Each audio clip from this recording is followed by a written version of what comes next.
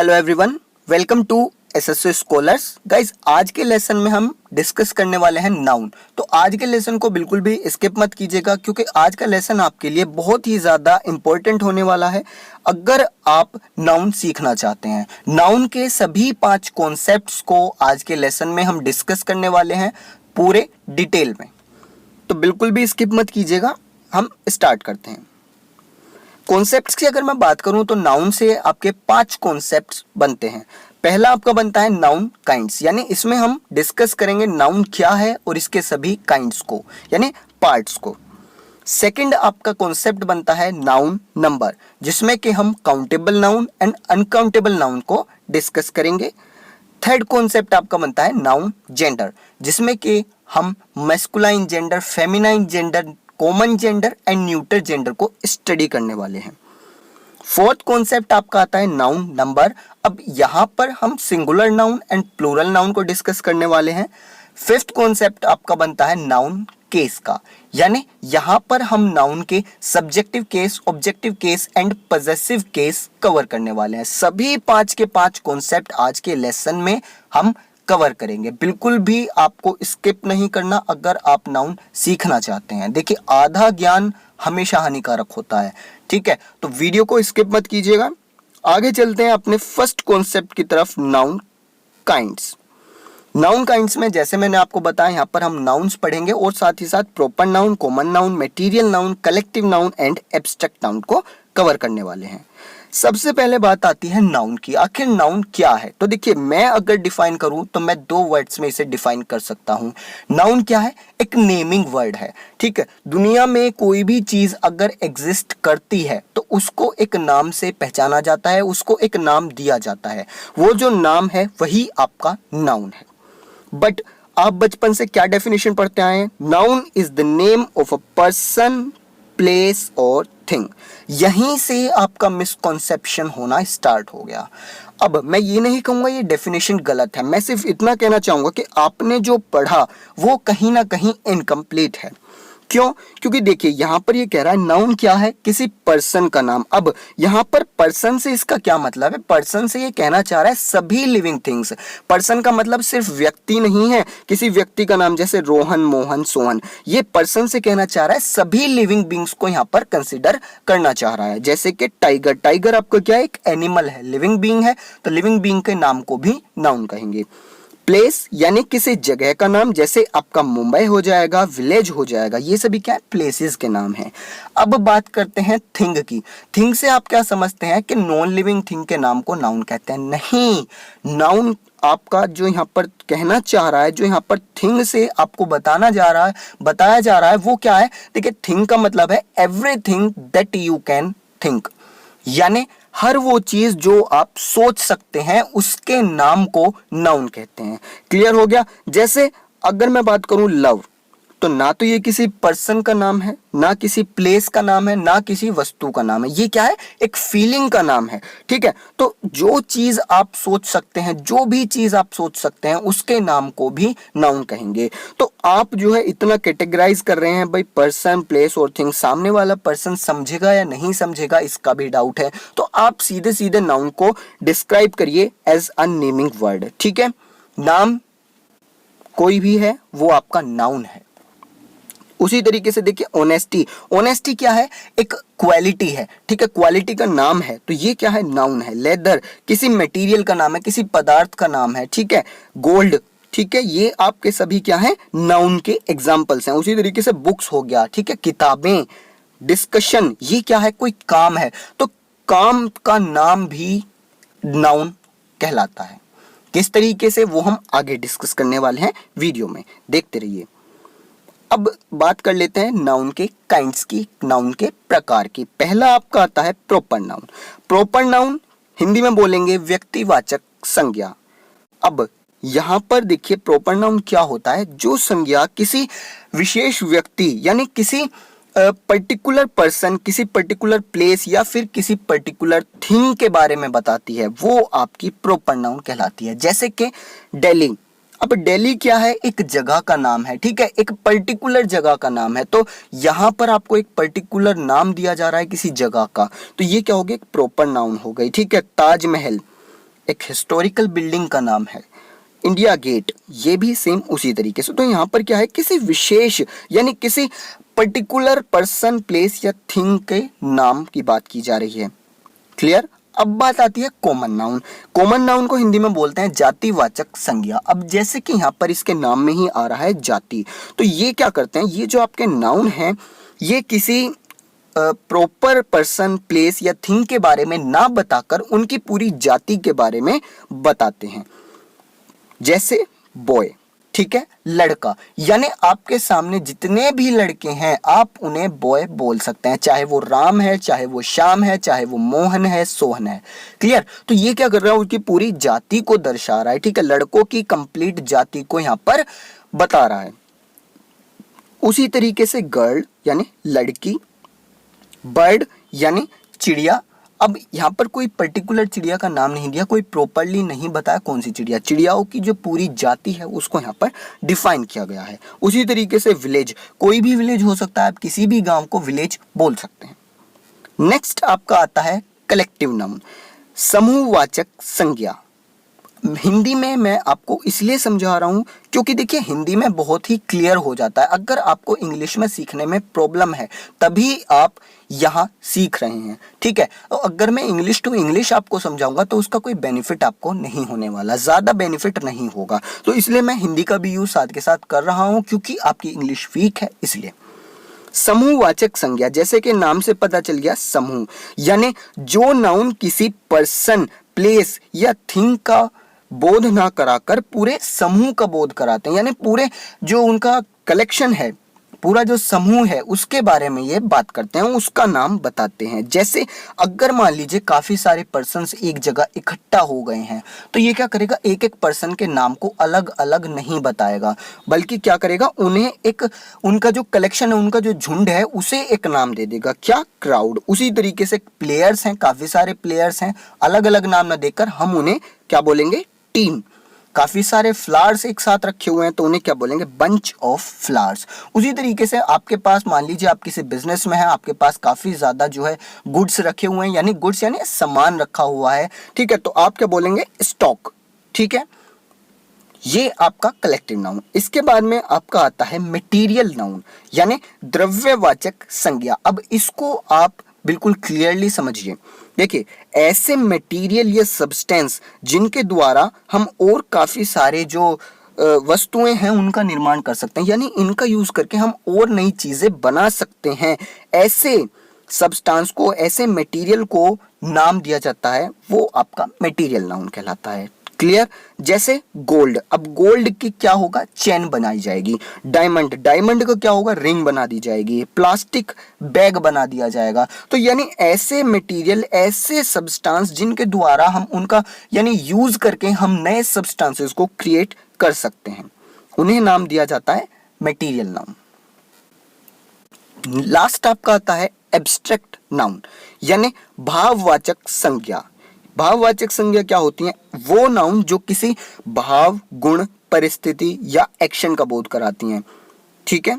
यानी भाव आपका क्या हो गया, फीलिंग, गुण, क्वालिटी, परिस्थिति, स्टेट, कार्य यानी एक्शन।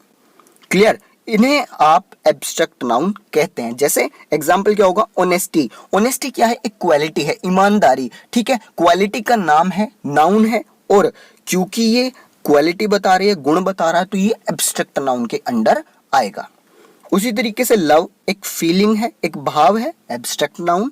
डिस्कशन, देखिए मैंने एग्जांपल लिया था और बताया था कि आगे लेसन में हम इसे समझेंगे। तो डिस्कशन क्या है, आपका एक काम है और काम के नाम को एब्स्ट्रैक्ट नाउन के अंदर काउंट किया जाता है। क्लियर हो गया। ये था आपका कॉन्सेप्ट नाउन काइंड्स का। अब हम कॉन्सेप्ट पढ़ने वाले हैं नंबर ऑफ नाउन्स का, या फिर बोलिए नाउन नंबर, जिसमें कि हम काउंटेबल नाउन पढ़ेंगे और अनकाउंटेबल नाउन पढ़ेंगे। सबसे पहले बात करते हैं काउंटेबल नाउन। जैसे कि नाम से पता चल रहा है, ये एक नाउन ऐसी हैं जिनकी गिनती की जा सकती है, ठीक है, जिन्हें काउंट किया जा सकता है। जैसे एग्जांपल देखिए, स्टार, बुक, बैग, बॉय, तो आप काउंट कर सकते हैं। अगर स्टार है, अगर तारे हैं तो कितने हैं, 1 2 3 4, कितने हैं। किताबें हैं तो कितनी हैं। जैसे आई हैव 4 बुक्स, यानी मेरे पास 4 किताबें हैं। तो बुक आपका क्या है, बुक्स यहाँ पर नाउन है, और चूंकि हम इन्हें काउंट कर सकते हैं तो ये आपके काउंटेबल नाउन हो गई। यानी अगर देखा जाए तो काउंटेबल नाउन क्या करता है, नंबर के बारे में बताता है, संख्या के बारे में बताता है। ठीक है, जैसे यहाँ पर आपके पास कितनी किताबें हैं, 4 किताबें। ठीक है, यानी ये किसका जवाब दे रहा है, हाउ मेनी, कितनी।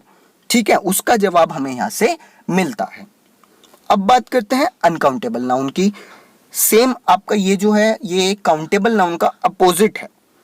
अनकाउंटेबल नाउन क्या होती हैं, वो नाउन जिनकी गिनती नहीं की जा सकती, वो आपके अनकाउंटेबल नाउन होते हैं। जैसे एग्जांपल आपको क्या हो जाएगा, मनी, पेट्रोल, वर्क, ये सभी क्या है, आप इन्हें काउंट नहीं कर सकते। ठीक है, आप ये नहीं बोल सकते मैंने 1 पेट्रोल लिया है या मैंने 2 पेट्रोल लिए हैं, 1 मनी है मेरे पास या 2 मनी है, इन्हें काउंट नहीं किया जा सकता। जैसे example, I did lots of work, मैंने काफी ज्यादा काम किया या काफी सारा काम किया था। ठीक है, अब यहां पर आप काउंट नहीं कर सकते कि कितना काम किया था, 1 काम किया था, 2 काम किया था, ये आप यहां पर नहीं कह सकते, यानी आपने बहुत ज्यादा काम किया था। यानी यहां से क्या समझ आता है, अनकाउंटेबल नाउन आपके क्वांटिटी के बारे में बताता है। ठीक है, जैसे मैं पूछूं कितना काम किया था, बहुत सारा काम किया था, लॉट। ठीक है, बहुत सारा। तो यहां पर आपको क्या होता है, हाउ मच का आंसर मिलता है, कितना काम, बहुत सारा काम। ये आपका कॉन्सेप्ट था नाउन नंबर का। अब हम नेक्स्ट कॉन्सेप्ट की तरफ चलते हैं, नाउन जेंडर। इसमें हम masculine gender, feminine gender, common gender और न्यूटर जेंडर को स्टडी करेंगे। सबसे पहले आपका आता है मैस्कुलाइन जेंडर। तो ये जो आपके नाउन हैं ये मेल्स को रिप्रेजेंट करती हैं। आप जिस वर्ल्ड में जी रहे हैं उसमें लिविंग थिंग्स हैं, नॉन लिविंग थिंग्स हैं। तो जो लिविंग थिंग्स हैं उसमें आपकी 2 कैटेगरीज होती हैं, या तो वो फीमेल होगा या वो मेल होगा। क्लियर। अब देखिए, जो आपके मेल को रिप्रेजेंट करते हैं वो आपकी कहलाती है मैस्कुलाइन जेंडर, जो फीमेल को रिप्रेजेंट करते हैं वो आपकी कहलाते हैं फेमिनाइन जेंडर। एग्जांपल देखिए, मैस्कुलाइन यानी मैन आपका मैस्कुलाइन है, एक मेल है, वुमेन फीमेल है, boy masculine gender, girl feminine gender, tiger masculine gender, tigress feminine gender. उसी तरीके से आपके काफी ज्यादा एग्जांपल्स यहाँ पर हो सकते हैं। ठीक है, जो मेल्स को रिप्रेजेंट करता है, जो पुरुषों को रिप्रेजेंट करता है वो मैस्कुलाइन जेंडर, जो स्त्रियों को दर्शाता है, स्त्रियों को रिप्रेजेंट करता है वो आपका फेमिनाइन जेंडर। क्लियर हो गया। इसके बाद में आपका आता है कॉमन जेंडर और न्यूटर जेंडर। कॉमन जेंडर में क्या होता है, ये नाउन जो है मेल और फीमेल दोनों को रिप्रेजेंट करते हैं। क्लियर। यानी अगर मैं एग्जांपल देखूं तो आप मान एग्जांपल लीजिए टीचर, ठीक है, अध्यापक। अब अध्यापक जो है आपको क्लियर नहीं है मेल है या फीमेल है, तो ये क्या है, कॉमन जेंडर। उसी तरीके से स्टूडेंट विद्यार्थी मेल है फीमेल है नहीं पता, तो ये क्या होगा, कॉमन जेंडर। जब आप स्टूडेंट बोल रहे हैं वो आपका कॉमन जेंडर है। Driver common gender. Neuter gender क्या होते हैं, ये नाउन नॉन लिविंग थिंग्स या ऑब्जेक्ट्स को रिप्रेजेंट करते हैं। क्लियर। यहां पर आपका क्या है, यहां पर भी आपको जेंडर नहीं पता, बट ये लिविंग थिंग्स के बारे में बात हो रही है। जेंडर आपको यहां भी नहीं पता, बट यहां पर नॉन लिविंग थिंग्स या ऑब्जेक्ट्स के बारे में बात की जा रही है। जैसे बैग, बैग आपका क्या है, नॉन लिविंग थिंग है, तो जो इन्हें रिप्रेजेंट करता है वो आपका न्यूटर जेंडर कहलाता है। पेन, कार, कंप्यूटर, ये सभी आपके न्यूटर जेंडर के अंडर काउंट होते हैं। क्लियर हो गया। आगे चलते हैं। अब आपका कॉन्सेप्ट आता है नाउन नंबर्स का, जिसमें कि हम सिंगुलर नाउन और प्लूरल नाउन को काउंट करने वाले हैं। देखिए, वीडियो के एंड में मैं आप सभी को एक बहुत ही जो है एक ट्रिक देने वाला हूँ, एक समरी देने वाला हूँ, कुछ की पॉइंट्स देने वाला हूँ कि आप प्रॉपर नाउन, कॉमन नाउन या मटेरियल नाउन, इनको आप किस तरीके से डिफरेंशिएट कर सकते हैं, पहचान सकते हैं। क्लियर। तो इनसे रिलेटेड कुछ की पॉइंट्स हैं, कुछ इंपॉर्टेंट पॉइंट्स हैं, वो हम एंड में डिस्कस करेंगे। अभी हम अपने फोर्थ कॉन्सेप्ट की तरफ चल रहे हैं, singular noun, plural noun. Singular noun की अगर बात की जाए तो ये क्या करते हैं, ये किसी एक व्यक्ति, एक वस्तु या स्थान आदि के बारे में बताते हैं। क्लियर। जैसे टीचर, तो यहां पर आपको क्लियरली पता चल रहा है कि एक टीचर की बात की जा रही है। Is my point clear. Car, book, ये सभी क्या है, सिंगुलर नाउन है, क्योंकि ये किसी एक व्यक्ति, किसी एक वस्तु या फिर किसी एक स्थान के बारे में बात कर रहे हैं। बात करते हैं प्लूरल नाउन की। तो प्लूरल नाउन में क्या होता है, ये नाउन आपके दो या दो से अधिक व्यक्ति, वस्तु या स्थान का बोध कराते हैं। जैसे कि मैं लिखूं 2 टीचर्स, यानी 2 अध्यापक। क्लियर हो गया? 2 हैं या 2 से ज्यादा हैं तो आप प्लूरल नाउन बोलेंगे। अब यहाँ पर है कार्स, यानी गाड़ियां। अब गाड़ियां लिखा हुआ है तो आपको क्लियर नहीं है कि 2 हैं या 2 से ज्यादा हैं, बट एक नहीं हो सकती। क्लियर? 2 या 2 से ज्यादा यानी प्लूरल नाउन। तो कार्स आपका प्लूरल नाउन हो गया, बुक्स आपका प्लूरल नाउन हो गया। ये आपका कॉन्सेप्ट क्लियर हो गया। अब हम चलते हैं कॉन्सेप्ट नंबर 5 पर, नाउन केसेस। इसमें हम स्टडी करने वाले हैं सब्जेक्टिव केस, ऑब्जेक्टिव केस और पजेसिव केस। सबसे पहले बात करते हैं सब्जेक्टिव केस की। तो देखिए, जैसे कि नाम से पता चल रहा है, यहां पर जो आपकी नाउन है वो एज अ सब्जेक्ट यूज की जाएगी। जैसे आदर्श रन्स फास्ट, यानी आदर्श तेज भागता है। तो यहाँ पर आदर्श आपका एक नाउन है, ठीक है, और एक प्रोपर नाउन है, ठीक है, किसी विशेष व्यक्ति का नाम लिया गया है। ये आपका प्रोपर नाउन है और ये एज अ सब्जेक्ट यूज किया गया है। तो ये कौन सा केस है नाउन का? Subjective case. उसी तरीके से the women is a doctor, यहां पर आपका वुमेन क्या है? एक नाउन है और सब्जेक्ट के तौर पर इस्तेमाल किया गया है। अगर मैं पूछूं वुमेन कौन सा नाउन है, प्रॉपर है, कॉमन है, मटेरियल है, एब्स्ट्रैक्ट है, कौन सा नाउन है, तो आपको ये मुझे कमेंट बॉक्स में बताना है। इसके बाद आपका आता है ऑब्जेक्टिव केस। ऑब्जेक्टिव केस में नाउन आपका एज ऑब्जेक्ट यूज की जाती है। जैसे आई हैव अ कार, मेरे पास एक गाड़ी है। अब यहां पर कार क्या है? एक नाउन है और ऑब्जेक्ट की जगह पर इस्तेमाल की गई है, तो ये नाउन का ऑब्जेक्टिव केस है। क्लियर हो गया? अब आपको मुझे बताना है कि ये कौन सी नाउन है, कार जो है वो कौन सी नाउन है। उसी तरीके से नेक्स्ट एग्जांपल है my father give me his car, यानी मेरे पिताजी ने मुझे अपनी गाड़ी दी थी। यहां पर भी आपका कार जो है वो नाउन है, ऑब्जेक्ट की जगह पर इस्तेमाल किया गया है, यानी नाउन का ऑब्जेक्टिव केस है। क्लियर? अब बात करते हैं लास्ट में पजेसिव केस। इसको थोड़ा ध्यान से समझने की जरूरत है। देखिए, जब हम किसी एक नाउन को दूसरे नाउन के साथ रिलेशनशिप में, यानी संबंध, या फिर दूसरे नाउन के साथ उसका अधिकार शो करना चाहते हैं, ठीक है, हम दिखाना चाहते हैं कि एक नाउन का अधिकार है दूसरे नाउन पर, तब हम पजेसिव केस का यूज करते हैं। क्लियर? अब जो आपका पजेसिव केस है ये 3 तरीके का होता है।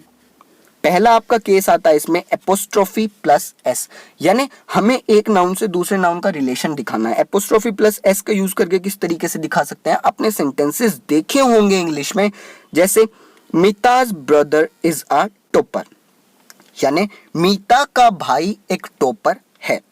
अब यहाँ पर मीता का उसके भाई के साथ संबंध दिखाना है, ठीक है, रिलेशनशिप दिखानी है, तब आप किस तरीके से दिखा रहे हैं? एपोस्ट्रोफी प्लस एस का यूज करके दिखा रहे हैं। तो ये क्या है? नाउन का जो आपने ये यूज किया, ये जो आपका वर्ड है, ये नाउन का पजेसिव केस है।